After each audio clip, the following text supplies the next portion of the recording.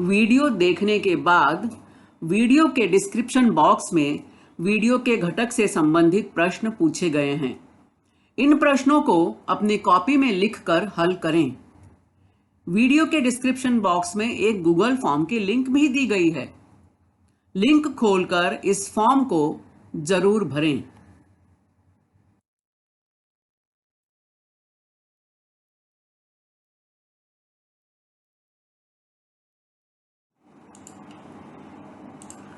अभी जिस लिंक के बारे में मैंने बात की वह लिंक यहाँ दी गई है।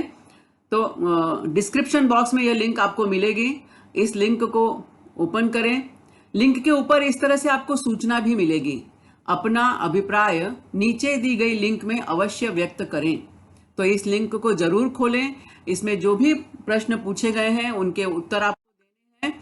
बहुत ही सरल और सामान्य प्रश्न है, इसलिए आप सभी से विनम्र निवेदन है कि इस लिंक को जरूर जरूर खोलें और इसे भरें।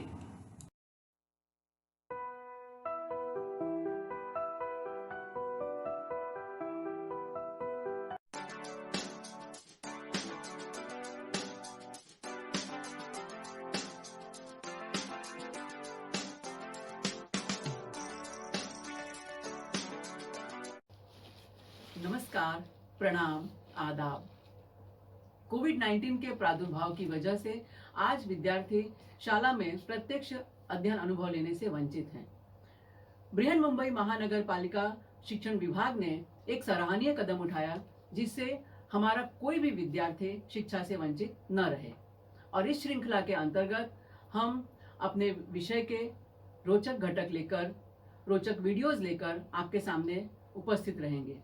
और इसी के अंतर्गत मैं श्रीमती पूर्णिमा पांडे आप सभी को वर्चुअल स्टूडियो क्लास में आमंत्रित करती हूँ, अपने एक नए विषय के साथ, नए घटक के साथ। तो चलें अपने विषय के संग। कक्षा 7वीं भूगोल पाठ 6 प्राकृतिक प्रदेश भाग 3। यहाँ पर हम जानेंगे प्राकृतिक प्रदेशों के बारे में। पिछले भाग में हमने टैगा प्रदेश और टुंड्रा प्रदेश के बारे में विस्तार पूर्वक चर्चा की थी। आज के इस वीडियो में हम उसके आगे चलेंगे। घास के प्रदेश यानी स्टेप्स एवं प्रेरीज के बारे में एक संक्षिप्त जानकारी, एक संक्षिप्त चर्चा। तो सबसे पहले हम जानते हैं स्थिति और विस्तार के बारे में। तो ये जो प्रदेश है घास के प्रदेश, यह 30 डिग्री से 55 डिग्री उत्तर एवं दक्षिण अक्षांशों के बीच महाद्वीप के अंतर्गत भाग में। बच्चों यहाँ ध्यान देना कि ये प्रदेश जो है दोनों जोन में, उत्तरी गोलार्ध में भी हैं और दक्षिणी गोलार्ध में भी हैं। 30 से 55 अंश उत्तर एवं दक्षिण अक्षांशों के बीच। ठीक है, उत्तर अक्षांश मतलब उत्तरी गोलार्ध में और दक्षिण अक्षांश मतलब दक्षिणी गोलार्ध में। ठीक है, और ये कौन कौन से भू प्रदेश आते हैं? स्टेप्स यानी यूरेशिया, वेल्ड दक्षिण अफ्रीका। यानी ये जो स्टेप्स है ये घास के मैदानों का नाम है। इन्हें यूरेशिया में स्टेप्स कहा जाता है, दक्षिण अफ्रीका में इन्हें वेल्ड कहा जाता है, दक्षिण अमेरिका में इन घास के मैदानों को, प्रदेशों को पंपास कहा जाता है, उत्तरी अमेरिका में इन घास के प्रदेशों को प्रेरीज कहा जाता है और ऑस्ट्रेलिया में इन घास के प्रदेशों को डाउन्स कहा जाता है। ये अलग अलग स्थानीय भाषाओं के अनुसार इनके नाम हैं। और यहाँ की जलवायु कैसी होती है? अब हम देखो अंदाज हम लगा लेते हैं थोड़ा सा कि घास के प्रदेश है मतलब घास पैदा हो रही है अच्छी खासी, क्योंकि घास का ही प्रदेश है यानी घास बहुत ज्यादा हो रही है। घास ज्यादा हो रही है मतलब यहाँ पे उष्णता थोड़ी ज्यादा है। तो देखो यहाँ पे ग्रीष्म काल में तापमान लगभग 27 डिग्री सेल्सियस है और शीतकाल में 0 से भी कम तापमान है। शीतकाल में भी तापमान यहाँ है कम, लेकिन गर्मी का जो तापमान है वो 27 डिग्री तक जाता है। तो पेड़ पौधों के लिए उपयुक्त वातावरण मिलता है। वर्षा औसतन 400 से 600 मिलीमीटर होती है, बारिश भी ज्यादा हो रही है और अधिकांश वर्षा ग्रीष्म ऋतु में होती है। अब हम यहाँ देखते हैं कि इस चित्र में ये घास के प्रदेश यानी स्टेप्स एवं प्रेरीज वाले प्रदेश किन अक्षांशों के बीच हमें दिखाई दे रहे हैं। तो ये है 30 डिग्री उत्तरी अक्षांश से लेके 55 डिग्री उत्तरी अक्षांश के बीच में, और उसी तरह 30 डिग्री दक्षिणी अक्षांश से लेकर 55 डिग्री दक्षिण अक्षांश में ये पाए जाते हैं। तो ये जो दोनों क्षेत्र हैं, अब हम देखेंगे तो ये जो यहाँ पूरे पृथ्वी पर इस क्षेत्र में, इस जोन में जो भी क्षेत्र आएंगे, उसी तरह उत्तरी अक्षांश में इस जोन में जो भी क्षेत्र आएंगे वह घास के प्रदेश, स्टेप्स एवं प्रेरीज टाइप वाले प्रदेश हैं। यदि हम पृथ्वी के मानचित्र में इन प्रदेशों को देखें तो ये जो 30 से 55 के बीच वाला जो क्षेत्र है, ये समशीतोष्ण कटिबंध वाला क्षेत्र है। और यहाँ जो पाए जाने वाले ये जो विशाल घास के मैदान है, कौन कौन से हैं? तो पहले हम देख लेते हैं हमारी पृथ्वी की ये विषुवत रेखा, फिर ये उत्तरी अक्षांश की कर्क रेखा और दक्षिणी अक्षांश में आने वाली मकर रेखा। अब ये प्रदेश कहाँ है? 30 से 55 के बीच में। हम पहले दक्षिणी गोलार्ध में देखते हैं तो ऑस्ट्रेलिया में डाउन्स इन घास के प्रदेशों को कहा जाता है। उसी तरह से साउथ अफ्रीका या दक्षिणी अफ्रीका में इन घास के प्रदेशों को हम वेल्ड कहते हैं, वो इस इलाके में वो क्षेत्र है हमारा। ये यहाँ पर हम देख रहे हैं। दक्षिणी अमेरिका में यदि हम आए तो ये जो हमें क्षेत्र दिखाई दे रहा है ये है पंपास। अब हमने देखा है कि 30 डिग्री से 55 डिग्री है, तो ये आप ध्यान देंगे कि मकर रेखा 23.5 अंश पर आती है, तो यानी मकर रेखा से नीचे का जो क्षेत्र है ये वाला, ठीक है। तो ये आप ध्यान में रखो तो आपको क्लियर हो जाएगा कि मकर रेखा के नीचे ये सारे स्थान। अब हम चलते हैं उत्तरी गोलार्ध में, तो ये स्टेप्स, इन्हें कहा जाता है यूरेशिया के प्रदेशों में, ये प्रदेश यूरेशिया का प्रदेश। और प्रेरीज, उत्तरी अमेरिका में इन घास के मैदानों को प्रेरीज कहा जाता है। तो इस तरह से ये विशाल घास के मैदान, स्टेप्स एवं प्रेरीज, दक्षिणी अमेरिका में पंपाज, दक्षिण अफ्रीका में वेल्ड और ऑस्ट्रेलिया में डाउन्स के नाम से जाने जाते हैं। अब देखते हैं कि इन घास के प्रदेशों में वनस्पतियां कौन कौन सी होती हैं। तो यहाँ पे घास के विस्तीर्ण चरागाह दिखाई देते हैं। विस्तीर्ण मतलब खूब बड़े बड़े मैदान दिखाई देते हैं। घास लच्छों में और कम ऊंचाई तक बढ़ती है। शीतकाल में घास नष्ट हो जाती है, क्योंकि मौसम हमने बताया कि 0 डिग्री या उससे कम तापमान होता है कभी कभी। तो जब तापमान 0 डिग्री या कम हो गया मतलब ठंडी बहुत ज्यादा हो गई, तो इस मौसम में घास जो है वो समाप्त हो जाती है, नष्ट हो जाती है। और जो पेड़ पाए जाते हैं, एल्डर, पॉपुलर जैसे पेड़ पाए जाते हैं। चलो देखते हैं इनकी एक झलक। वाह, घास के विस्तीर्ण चरागाह, दूर दूर तक जहां तक आपकी निगाह जाती है घास के बड़े बड़े मैदान दिखाई देते हैं। घास ज्यादा ऊंची नहीं होती है, लच्छों में होती है, यानी खूब घनी होती है घास। यहाँ पे ये एल्डर जो पेड़ है, ये इस तरह से देखो कितने पत्ते हरे हैं इसके। अब देखो यहाँ के पत्तों का हरा रंग और टैगा प्रदेश में पाए जाने वाले जो पत्तों का हरा रंग है, दोनों में अंतर होता है। आप छोटे छोटे बातों की तरफ यदि ध्यान देंगे तो बहुत सारी विभिन्नताएं आपको नजर में आती हैं। ये एल्डर और ये पॉपुलर जैसे पेड़ यहाँ बहुत पाए जाते हैं। ये पॉपुलर जैसे पेड़ों को आपने देखा होगा कई बार, अपने फिल्मों में भी देखा होगा। कई हम टीवी देखते हैं, फिल्म देखते हैं, तो उसमें ये गार्डन में ये सजावट के लिए ये पौधे किनारे पे लगाए जाते हैं इस तरह से। तो ये पॉपुलर, तो ये प्राकृतिक वनस्पति वहाँ की। अब हम देखते हैं यहाँ का प्राणी जीवन कैसे होता है। जैसा कि हमने जाना कि यहाँ तापक्रम जो है 27 डिग्री सेल्सियस होता है तापमान। तो जब तापमान इतना है तो वो सजीव सृष्टि के शरीर के पोषक के लिए उचित तापक्रम है। तो यहाँ प्राणियों की संख्या भी मुझे लगता है ज्यादा होगी। यस, यहाँ पे प्राणी ज्यादा पाए जाते हैं। हिरण, घोड़े, कुत्ते, भेड़िए, जंगली भैंसे, खरगोश, कंगारू, डिंगो, ऐसे प्राणी ये जंगली प्राणी हैं। इसके अतिरिक्त पालतू प्राणी भी यहाँ मिलते हैं, भेड़, बकरियां, गाय, बैल, घोड़े, गधे आदि आदि। अब वातावरण बदल गया, तापमान बदल गया, तो प्राणियों की संख्या बदल गई। और तो और लोग प्राणियों को एक पालने का काम भी करते हैं।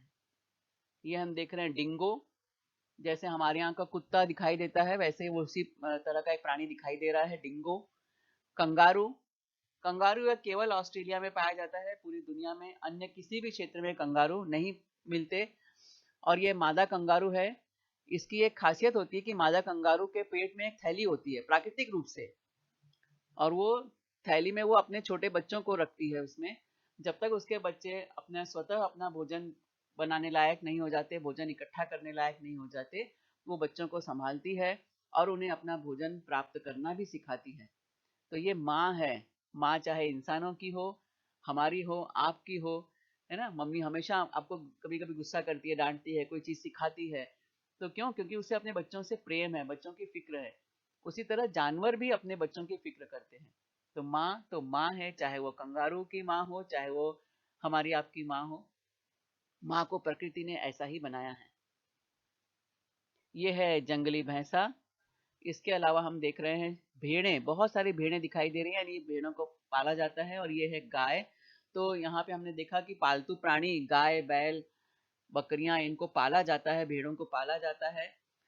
तो इनसे दूध मिलता है, फर मिलता है, खेती भी होती होगी यहाँ पे। अब यहाँ आगे हम देखेंगे, क्योंकि यहाँ मैदानी प्रदेश है तो निश्चित है खेती भी होगी। तो इन सब के लिए इन पालतू प्राणियों का उपयोग होता है। अब हम देखते हैं यहाँ का मानवीय जीवन, यानी मनुष्य के लिए यहाँ पे कौन कौन से व्यवसाय हैं, उसका खान पान कैसा है। तो सबसे पहले एक स्थान से दूसरे स्थान पर भटकते रहते हैं। यहाँ के मूल जो हैं, पहले उन ये जो आदिवासी लोग जो हैं वहाँ के, वो एक स्थान से दूसरे स्थान पर अपने भोजन के लिए आते जाते रहते थे। लेकिन अब जो यहाँ के किर्गिज लोग हैं, ये यायावरी नहीं करते। यायावरी करना मतलब एक स्थान से दूसरे स्थान पर भटकना, जिन्हें हम लोग बंजारे या खाना बदोश कहते हैं। तो ये लोग अपनी आजीविका के लिए अलग अलग जगहों पर जाते रहते हैं, कहीं भी स्थायी रूप से नहीं रहते। लेकिन अब वर्तमान थोड़ा सी परिस्थितियां बदली हैं। तो जो किर्गिज लोग हैं, ये यायावरी नहीं करते और अब पक्के मकानों में भी रहने लगे हैं। ये बदलते समय का प्रभाव है। तो ये लोग अपने पशु चराते हैं। क्यों एक स्थान से दूसरे स्थान पर भटकते हैं? उसका कारण भी है। तो क्योंकि जहाँ पशु पालते हैं, तो जहाँ पशुओं को चारा उपलब्ध होगा, जहाँ उनको खाना मिलेगा, वहीं पे ये लोग रहेंगे। तो अपने पशुओं के भोजन के लिए और अपने भी भोजन के लिए वो एक स्थान से दूसरे स्थान पर जाते रहते हैं। तो पशुपालन का व्यवसाय करते हैं मुख्य रूप से। अब ये देखो, बड़े बड़े मैदान हैं, चरागाह हैं, और इनके घर देखो, जहाँ ये पशु रहते हैं वहीं इनके साथ में ये लोग भी रहते हैं। अब इनके घर देखो, तंबू नुमा घर हैं इनके यहाँ पर। ये इनके बहुत ही सीधे साधे लोग रहते हैं। गेहूं की खेती करते हैं। मैंने पहले ही कहा कि जब तापमान जो है 27 डिग्री सेल्सियस के आसपास है, तो ये गर्मी का मौसम थोड़ा सा आ जाता है, जो कि सजीव सृष्टि के पोषक के लिए एक उचित तापमान है, उचित वातावरण निर्मित करता है यह तापमान। और ये लोग जिन घरों में रहते हैं, चमड़े के तंबू में रहते हैं, टेंट कहते हैं, ये यहाँ पे भी हम देख रहे हैं। ये इस तरह के घर है। अब देखो, इनके घरों के दरवाजे जो है थोड़े से बड़े हैं। हमने टुंड्रा प्रदेश में देखा था कि उनके घरों के दरवाजे बहुत छोटे होते थे। अब देखो, यहाँ के दरवाजे बड़े हैं। क्यों? क्योंकि यहाँ पर इतनी ठंडी नहीं है। तो यहाँ जो है, यहाँ का प्राकृतिक वातावरण अलग है। तो घर की संरचना भी अलग प्रकार से हमें दिखाई दे रही है। अब हम जानेंगे उष्ण मरुस्थलीय प्रदेशों के बारे में, हॉट डेजर्ट रीजन। इनकी स्थिति और विस्तार क्या है? तो विषुवत रेखा से 20 डिग्री से 30 डिग्री अक्षांशों के बीच महाद्वीप के पश्चिमी भागों में पाए जाते हैं। सहारा मरुस्थल प्रदेश जो है उत्तरी अफ्रीका में, कोलोराडो उत्तरी अमेरिका में, अटाकामा दक्षिणी अमेरिका में, थार का मरुस्थल एशिया में, और कालाहारी दक्षिण अफ्रीका में। ये दुनिया के बहुत बड़े बड़े मरुस्थल हैं, और ये 20 डिग्री से 30 अक्षांशों के बीच में पाए जाते हैं। ये उत्तरी अक्षांश भी हैं और दक्षिणी अक्षांश भी हैं। क्योंकि हम यहाँ देख रहे हैं दक्षिणी अमेरिका, दक्षिणी अफ्रीका, तो ये दक्षिणी अक्षांश वाले यानी दक्षिणी गोलार्ध के देश हैं। तो विषुवत रेखा से 20 से 30 डिग्री अक्षांश उत्तर में भी, और 20 से 30 डिग्री अक्षांश दक्षिण में भी। अब यहाँ का तापमान कितना है, जलवायु कैसी है? तो ग्रीष्म काल में औसतन तापमान 30 डिग्री से 45 डिग्री सेल्सियस, बाप रे, बहुत ज्यादा गर्मी यहाँ पड़ती है। 30 डिग्री से 45, 35-36 डिग्री टेम्परेचर हमारे यहाँ हो जाता है, तो हम लोग गर्मी से परेशान हो जाते हैं। सोचो, यहाँ पर 45 डिग्री तक तापमान पहुंच जाता है। भारत में भी कई हिस्सों में गर्मी में तापमान 45 से 46-47 डिग्री के बीच हो जाता है, यानी बहुत ज्यादा गर्मी पड़ती है। और शीतकाल में 20 से 25 डिग्री सेल्सियस, यानी प्लीजेंट, एकदम से, बहुत ज्यादा ठंडी भी नहीं है, एकदम ठंडी नहीं है। जैसे कि टैगा प्रदेश में और टुंड्रा प्रदेश में हमने देखा कि बहुत कम तापमान हो जाता है, 0 से भी कम हो जाता है। यहाँ पर तापमान अच्छा है ठंडी में, 20 से 25 डिग्री सेल्सियस। अत्यधिक गर्मी और अत्यल्प वर्षा, यानी गर्मी बहुत ज्यादा और अत्यल्प यानी बहुत कम बारिश। गर्मी बहुत ज्यादा होती है, बारिश ना के बराबर है, बहुत कम होती है। और रात के मौसम, रात का जो समय है वो बहुत ठंडा होता है, रात में ठंड अधिक होती है। दिन में सूर्य तपता है, बहुत ज्यादा गर्मी, 30 से 45 डिग्री। और कभी कभी तो बहुत सारे मरुस्थल ऐसे हैं, जैसे कालाहारी वगैरह का मरुस्थल ऐसा है, या अटाकामा में कभी कभी तापमान 45 से आगे 50 डिग्री तक भी पहुंच जाता है। इस चित्र में हम देखते हैं उष्ण मरुस्थलीय प्रदेश की स्थिति कहाँ है। तो 0 डिग्री हम देख रहे हैं, 0 डिग्री से 30 अंश, और उसी तरह उत्तरी अक्षांश में, और उसी तरह से 0 से 30 दक्षिणी अक्षांश में हम देख रहे हैं। ये उष्ण मरुस्थलीय प्रदेश हैं। यदि हम मानचित्र में देखें तो ये कोलोराडो उत्तरी अमेरिका, सहारा उत्तरी अफ्रीका, थार का मरुस्थल एशिया, इसमें ये पूरा अरब का जो पूरा इलाका है, ये सब जो है थार का मरुस्थल, यहाँ का भारत का भी कुछ हिस्सा इसमें आ जाता है। अटाकामा दक्षिणी अमेरिका, ये जो इलाका हम देख रहे हैं, कालाहारी दक्षिणी अफ्रीका, और ये ऑस्ट्रेलिया का इलाका। इसमें एक बात आप ध्यान में देखो कि ये जितने भी मरुस्थल हैं, ये उस देश के पश्चिमी भाग में पाए जाते हैं। अब हम देखते हैं यहाँ वनस्पतियां कौन कौन सी पाई जाती हैं। अब जब इतनी ज्यादा गर्मी है, जैसे बहुत ज्यादा ठंडी हो तो वनस्पतियां नहीं पनपती, वैसे बहुत ज्यादा गर्मी हो तब भी पौधे कम होते हैं। तो कम से कम पत्ते वाले पौधे यहाँ पाए जाते हैं। कंटीली वनस्पतियां होती हैं, कांटे ज्यादा होते हैं, छिलके मोटे होते हैं, सकरे एवं चिकने पत्ते होते हैं। जैसे ही भूमि का गीलापन समाप्त होता है, वनस्पतियां नष्ट हो जाती हैं। और कौन कौन सी वनस्पतियां पाई जाती हैं? पाम के पेड़ मिलते हैं, कैक्टस मिलता है, रामबांस, खजूर, इस तरह के पेड़ पाए जाते हैं। आपने देखा होगा यदि इन पेड़ों को, तो इनकी पत्तियां जो है बहुत पतली पतली होती हैं, कटीले पेड़ होते हैं ये हम देख रहे हैं कैक्टस, आप लोग पहचानते होंगे, नागफनी। इसके जो छिलका ये बहुत मोटा होता है छिलका, क्योंकि अंदर इसमें जो क्यों छिलके मोटे होते हैं कि जब इनको पानी मिलता है तो ये वनस्पतियां पानी अपने अंदर स्टोर कर लेती हैं, जमा करके रख लेती हैं, तो इसलिए पत्ते इनके मोटे होते हैं। वनस्पतियां अधिकांश कटीली होती हैं। ये हम देख रहे हैं पाम का पेड़ है, ये खजूर का पेड़ आप देख रहे हो कि पत्तियां किस तरह से हैं, बहुत ज्यादा पत्तियां नहीं है, तने का भाग ज्यादा है, पत्तियां बहुत कम है। रामबांस का ये पौधा आपने बहुत जगह देखा होगा, ज्यादा ऊंचा नहीं होता है, कंटीला नुकीला होता है। तो इस तरह के वनस्पतियां यहाँ पर मिलती हैं। अब हम देखते हैं यहाँ का प्राणी जीवन कैसे है।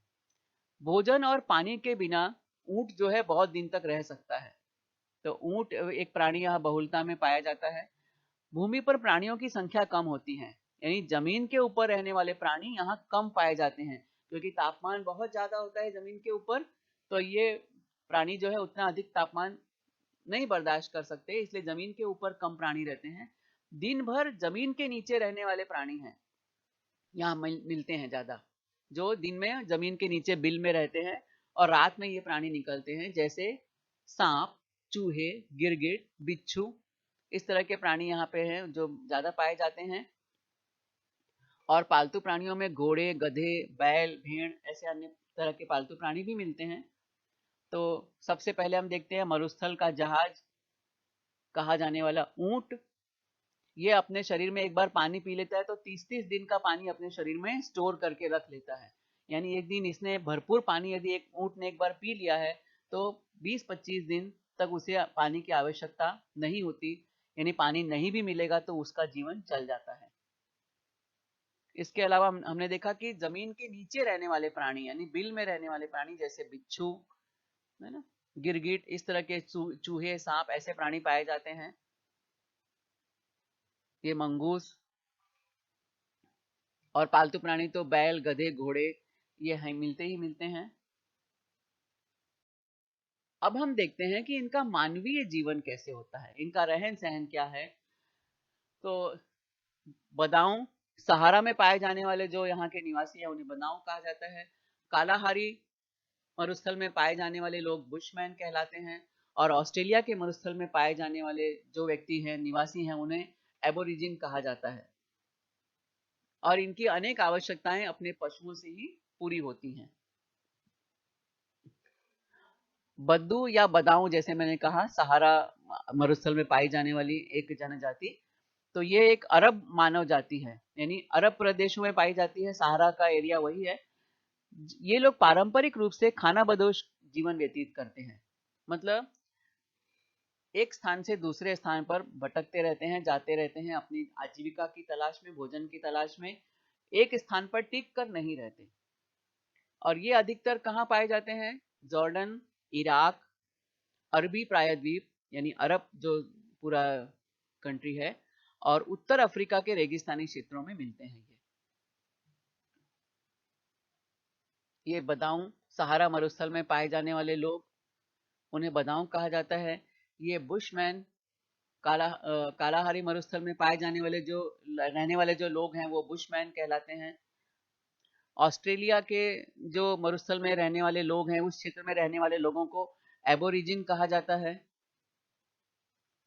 और यहाँ पे जो बड़े बड़े ये मरुस्थल है, इनके बीच में कहीं पर नदियां मिलती हैं, इस तरह से छोटे से मरुद्यान मिलते हैं, जिसे यहाँ पे पानी की थोड़ा पानी उपलब्ध होता है। तो जहाँ पानी उपलब्ध होता है वहाँ आसपास थोड़े से पेड़ पौधे भी मिलते हैं। इन्हें मरुद्यान कहा जाता है। मरुद्यान मतलब मरु मतलब होता है रेगिस्तान, उद्यान का मतलब बगीचा।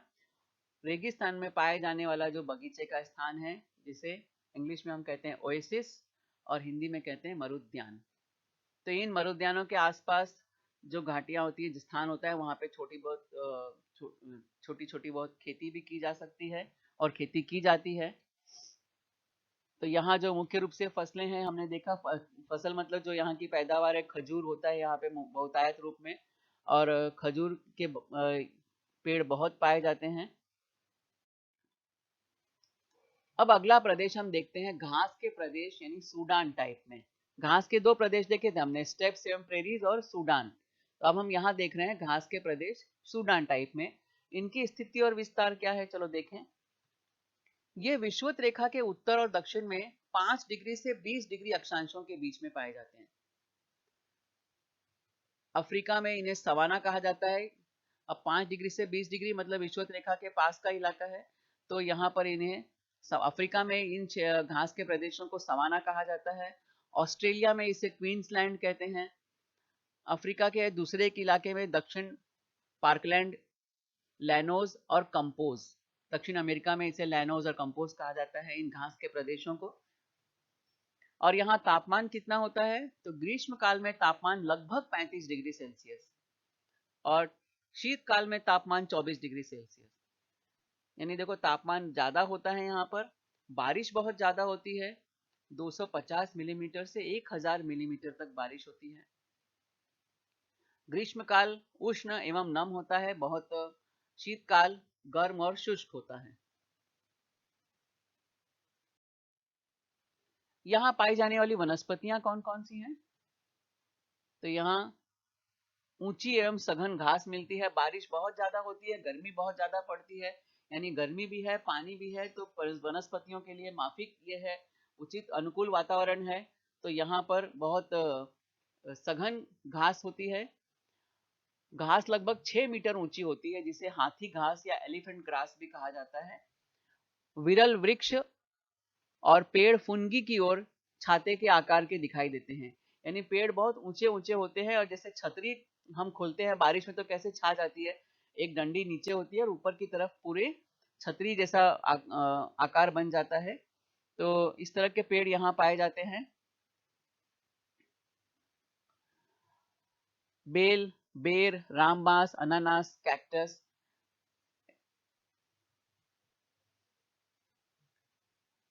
ये ऊंची घास जिसे हम एलिफेंट ग्रास भी कहते हैं।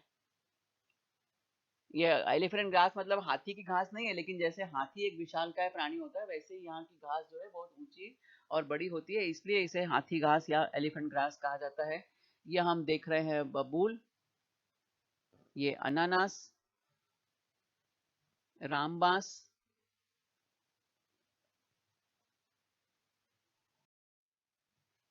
अब यहाँ पाया जाने वाला प्राणी जीवन हम देखते हैं। तो यहाँ तृणजीवी प्राणी, तृण मतलब होता है घास, तिनका, तो यानी घास खाने वाले प्राणी यानी शाकाहारी प्राणी, और मांस भक्षक प्राणी विपुल मात्रा में है।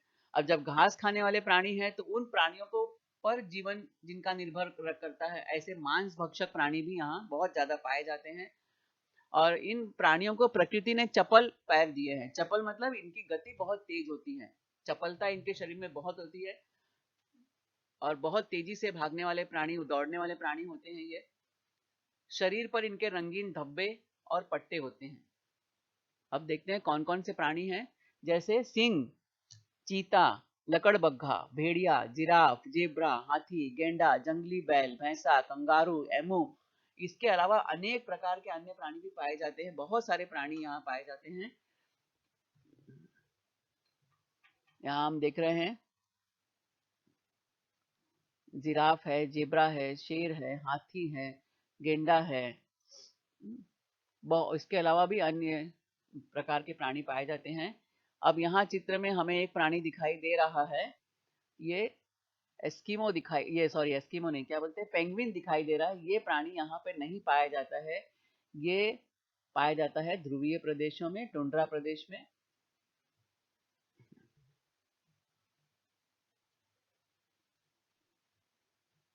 जिराफ, अब इसमें देखा हमने कि इनके शरीर पर पट्टे रंगीन धब्बे या चिकत्ते जैसे रहते हैं। एमो, ये यहाँ का हम देख रहे हैं तेंदुआ। तो इस तरह के प्राणी यहाँ पाए जाते हैं, और हम सब जानते हैं कि चाहे वो जिराफ हो, चाहे वो एमू जैसा पक्षी हो, या शुतुरमुर्ग हो, या तेंदुआ हो, चीता हो, यहाँ जेब्रा हो, ये सभी प्राणी बहुत तेज दौड़ते हैं, बहुत तेज दौड़ते हैं ये प्राणी। इनके प्रकृति ने इनको चपल पैर दिए हैं। यहाँ की यहाँ की भू स्वरूप भी ऐसा है कि ये प्राणी उसमें आसानी से दौड़ सकते हैं। अब हम देखें इनके मानवीय जीवन के बारे में। तो मिट्टी की दीवार और घास की छप्पर होती है इनके घरों की। इनके घर सादे सरल होते हैं। मकानों में खिड़कियां नहीं होती, क्योंकि तापमान इतना ज्यादा होता है कि बहुत ज्यादा गर्मी भी घर में प्रवेश न कर सके, तो इसलिए मकानों में खिड़कियां नहीं होती। नाटी एवं गोलाकार झोपड़ी में रहते हैं। इन झोपड़ियों को क्रॉल कहा जाता है। इनका मुख्य व्यवसाय क्या है? शिकार एवं पशुपालन। और ये जो जनजातियां यहाँ रहती है उनके नाम है जुलू, हौसा, मसाई। ये है हौसा जनजाति, अफ्रीका में पाई जाने वाली मसाई जनजाति। और इनके घर जैसे होते हैं, देखो ना, मैंने कहा नाटे एवं गोलाकार। छोटे नाटे मतलब हाइट में कम होते हैं, और गोलाकार इनके ये छत होती है इस तरह से। इसे क्रॉल कहा जाता है।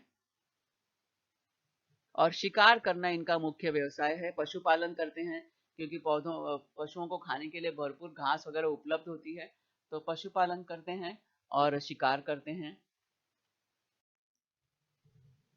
अब हम देखते हैं विषुववृत्तीय प्रदेश के बारे में जानकारी लेते हैं। विषुवत रेखा के उत्तर व दक्षिण की ओर 5 डिग्री अक्षांश के बीच में, यानी विषुवत रेखा के उत्तर और दक्षिण मतलब विषुवत रेखा यानी होता है 0 डिग्री, यानी 0 डिग्री से 5 डिग्री उत्तरी अक्षांश और 0 डिग्री से 5 डिग्री दक्षिणी अक्षांश के बीच में पाए जाने वाले जो भी प्रदेश हैं वो विषुववृत्तीय प्रदेश कहलाते हैं। कौन कौन से स्थान इस कैटेगरी में आते हैं? तो मलेशिया, इंडोनेशिया, सिंगापुर, गिनी और कांगो का किनारा, अमेज़न नदी की घाटी, ये सब विषुववृत्तीय प्रदेश में आते हैं। इक्वेटोरियल रीजन इसे कहा जाता है। और यहाँ पर गर्मी के मौसम में तापमान लगभग 30 डिग्री तक रहता है, और औसत हम कहें एवरेज तापमान 27 डिग्री, यानी इससे कम भी नहीं होता, इससे कम भी नहीं होता, इससे बहुत ज़्यादा भी नहीं होता। बारिश बहुत ज़्यादा होती है, 2500 से 3000 मिलीमीटर वर्षा होती है। अब बारिश बहुत ज़्यादा होती है, इस कारण जलवायु जो है नम रहती है, उष्ण एवं नम जलवायु है। और घास, खरपात ये सब सड़ जाती है। यहाँ पर इस तरह की घास वास ज़्यादा नहीं होती, क्योंकि वो सब सड़ होती है, लेकिन सड़ जाती है क्योंकि बारिश बहुत ज़्यादा होती है। अत्यधिक बारिश होने के कारण बहुत अनेक प्रकार के कीटक कीड़े मकोड़े पाए जाते हैं और हवा जो है वो रोगग्रस्त होती है। यहाँ के वातावरण में बीमारी ज़्यादा फैलती है और बीमारियों को जन्म देने वाला वातावरण है ये। बहुत सारे प्रकार के बैक्टीरियाज यहाँ, कीटाणु जीवाणु सब पाए जाते हैं। अत्यधिक उष्णता होती है और साल भर वर्षा होती है, बारिश साल भर होती है, रोज बारिश होती है वहाँ पे। दिन के समय तापमान बहुत ज्यादा होता है और दिन 12 1 बजे तक खूब गर्मी पड़ती है। उसके बाद 3 बजे के आसपास खूब बारिश शुरू होती है और फिर पूरा समय बारिश होती है। तो इस तरह यहाँ पर जो है, जो वातावरण है वो सीलन वाला वातावरण रहता है और ऐसा वातावरण जो है वो अच्छे स्वास्थ्य के लिए अनुकूल नहीं होता। यदि हम मानचित्र में देखें तो ये हम देख रहे हैं इक्वेटर यानी भूमध्य रेखा जो है ये 0 डिग्री और 0 डिग्री से 5 अंश उत्तरी अक्षांश और 0 डिग्री से 5 अंश दक्षिणी अक्षांश, ये जो इलाका है ये विषुववृत्तीय प्रदेश कहलाता है। यहाँ हम देख रहे हैं ये अमेज़न की घाटी। अमेज़न जो है वो ब्राजील की बहुत बड़ी नदी है और यहाँ इसकी उस नदी की घाटी को अमेज़न की घाटी कहा जाता है। ये अफ्रीका का जो इलाका है और ये यहाँ पर इंडोनेशिया, सिंगापुर, मलेशिया, ये सारा जो जोन है ये इसी क्षेत्र में आता है। और ये अफ्रीका में कांगो, यहाँ कांगो नदी है और कांगो नदी की घाटी का है जो है ये। तो इस तरह से ये जो क्षेत्र है ये विषुववृत्तीय प्रदेश कहलाता है। अब हम देखते हैं यहाँ वनस्पतियां कौन सी पाई जाती हैं। तो प्राकृतिक वनस्पतियों में बहुत सारी विविधता है यहाँ पर। हमेशा सघन सदा हरित वन है, सदाबहार, हमेशा साल भर जंगल हरे भरे रहते हैं क्योंकि गर्मी बहुत ज्यादा है, बारिश है यानी पानी भी है, गर्मी भी है। तो पेड़ों के लिए ये जो मौसम है अनुकूल होता है, इसलिए पेड़ बहुत ज्यादा होते हैं और यहाँ के जंगल जो है वो सघन होते हैं, बहुत घने होते हैं और वनस्पतियों में बहुत सारी वैरायटी मिलती है। यहाँ का जो प्रदेश है वो दलदली प्रदेश होता है क्योंकि मैंने कहा ना आधे समय धूप और आधे समय बारिश, तो दिन भर पानी रहने से वो इलाका जो है क्षेत्र दलदली है। लकड़ियां कठोर होती हैं और बहुत ऊंचे ऊंचे पेड़ होते हैं यहाँ के। और कौन कौन से पेड़, जैसे mahogany, green heart, rosewood, ebony, अलग अलग प्रकार के वैरायटी ऑफ ट्रीज। जंगल हम देख रहे हैं एकदम घना जंगल, हरा भरा जंगल। महोगनी का पेड़, महोगनी की लकड़ियां बहुत मजबूत होती हैं, फर्नीचर बनाने के काम आती हैं। रोजवुड, एबोनी, देख रहे हैं कितना बड़ा पेड़ है एकदम से। और यहाँ के पेड़ बहुत ऊंचे होते हैं क्योंकि जमीन में भरपूर पानी मिलता है, जड़ें मजबूत रहती हैं। तो जब जड़ें मजबूत है, आधार मजबूत है, तो ऊंचाई बढ़ जाती है पेड़ों की। तो इस तरह से यहाँ की ये प्राकृतिक वनस्पतियों में बहुत विविधता पाई जाती है। अब हम देखते हैं यहाँ का प्राणी जीवन कैसे होता है। प्राणियों में भी बहुत अत्यधिक वैरायटी है, बहुत विविधता है। जैसे पेड़ पौधों में है वैसे प्राणियों में भी है। दलदल युक्त प्रदेश में मगरमच्छ, दरियाई घोड़ा, एनाकोंडा, इस तरह के अलग अलग प्रकार के प्राणी मिलते हैं। एनाकोंडा का नाम बहुत फेमस है, बहुत फिल्में बनी है एनाकोंडा के नाम से। हालांकि जो फिल्मों वाली बात अलग है, लेकिन एनाकोंडा जो है बहुत बड़े बड़े विशालकाय अजगर होते हैं।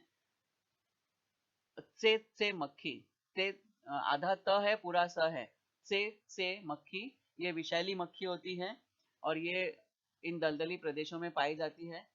ये मनुष्य और प्राणी का खून चूसती है, परजीवी प्राणी है, खून चूसकर ही ये अपने जीवन बिताती है। और इसलिए इसका जो डंक है वो बहुत विषैला होता है। यदि किसी को ये डंक मार दे तो उस व्यक्ति की तत्काल मृत्यु हो जाती है। हॉर्नबिल, ये एक बहुत सुंदर पक्षी देख रहे हैं आप। ये क्या है? ये है गोरिल्ला और चिंपांजी।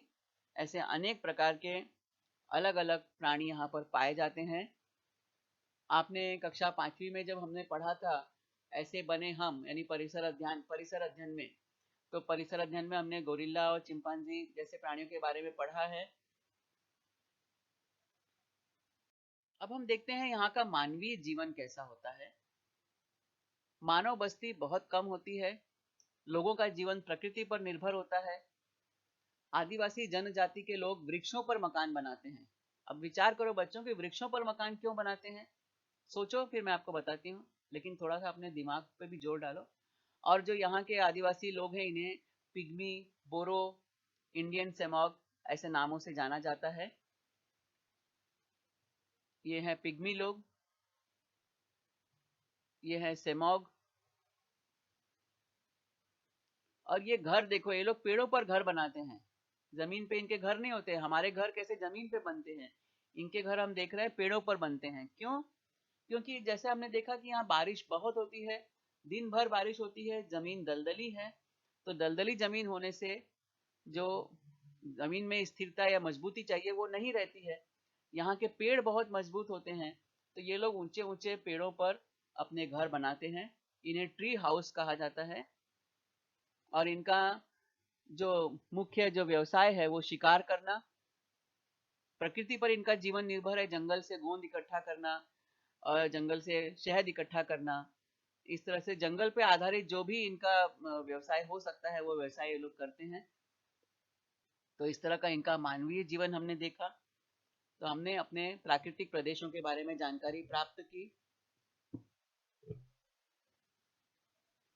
यह वीडियो देखा, सुना और समझा। मुझे पूरा विश्वास है कि यह वीडियो आपको पसंद आया है।